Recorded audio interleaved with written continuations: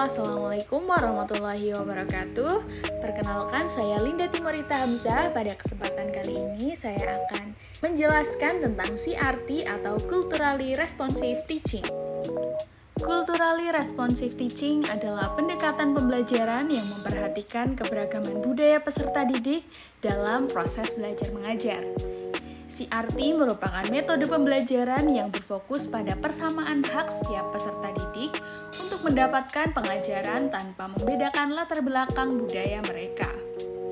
CRT ini bertujuan untuk memperkenalkan keragaman budaya kepada peserta didik agar dapat mengenal dan melestarikan budayanya.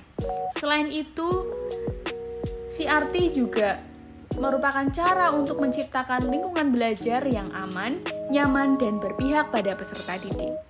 Pada CRT terdapat beberapa tahapan seperti yang disampaikan oleh Guy tahun 2000. Tahapan yang pertama adalah identitas diri peserta didik, di mana peserta didik diajak untuk mengenal identitas budayanya.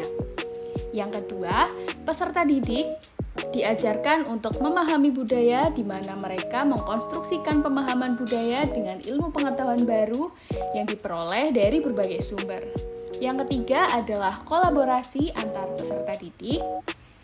Yang keempat, berpikir kritis untuk melakukan refleksi. Dan yang terakhir adalah konstruksi transformatif, di mana peserta didik menyajikan pemahaman mereka melalui sebuah proyek. CRT akan menjadi efektif di lingkungan kelas jika guru dapat membangun kesadaran budaya yang didapat dari pengalaman peserta didik.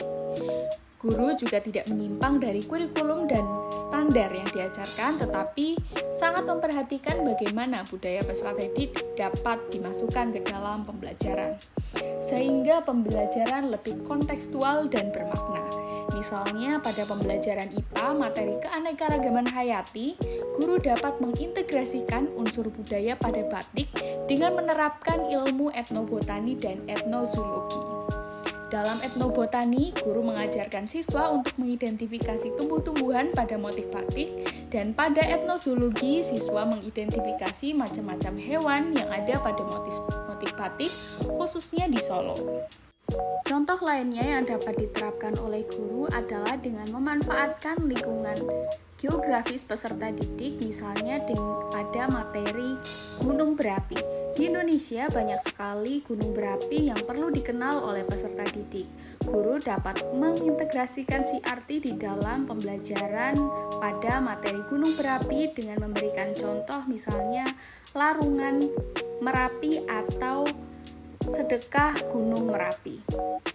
Prosesi ini adalah prosesi yang cukup unik karena warga Yogyakarta melakukan persembahan kepada Gunung Merapi sebagai wujud rasa syukur atas material yang diberikan oleh Gunung Merapi setelah meletus. Hal ini tentunya akan sangat berkaitan erat dengan dampak positif dan dampak negatif pada materi gunung berapi. Selain itu, kita juga dapat mengajarkan nama-nama gunung berapi yang ada di Indonesia melalui games, seperti games tabel pada tebak kata. Ada apa lagi? Krakatau, betul sekali. Karisma, terus ada apa lagi?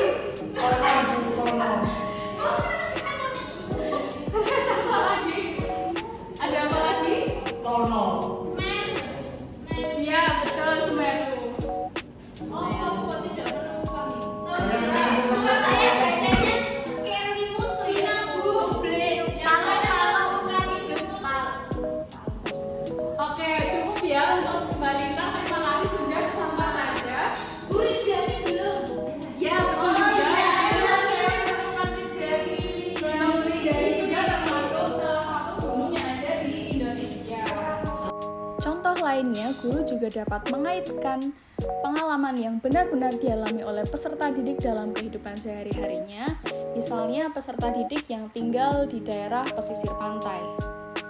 Hal ini dapat dikaitkan dengan mata pelajaran IPA pada materi perubahan wujud zat. Nah, contohnya pada saat pembuatan garam. Nah, proses pembuatan garam mencakup dua jenis, yaitu perubahan zat cair menjadi gas atau menguap, dan juga zat cair menjadi zat padat atau kristalisasi. Ki Hajar Dewantara juga mengemukakan mengenai tripusat pendidikan yang merupakan unsur yang penting dalam membentuk kepribadian dan pengetahuan siswa yang meliputi keluarga, masyarakat, dan sekolah yang seharusnya secara organis dan sinergis selaras untuk menciptakan lingkungan belajar yang aman, nyaman, dan berpihak pada peserta didik. Pembentukan karakter yang positif bagi siswa di kelas, salah satunya adalah dengan disiplin positif yang ditunjukkan untuk mengembangkan hubungan saling menghormati di dalam kelas, baik oleh guru maupun oleh siswa.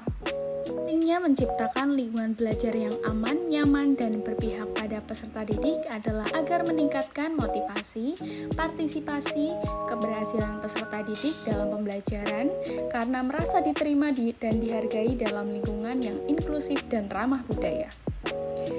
Selanjutnya, meningkatkan pemahaman peserta didik terhadap materi pembelajaran karena materi dikaitkan dengan budaya, lingkungan sekitar, dan pengalaman peserta didik, serta meningkatkan hubungan positif antara peserta didik dan guru maupun hubungan peserta didik satu dan lainnya, sehingga terjadilah kerjasama yang memunculkan sikap toleransi. Sekian dari saya, terima kasih. Wassalamualaikum warahmatullahi wabarakatuh.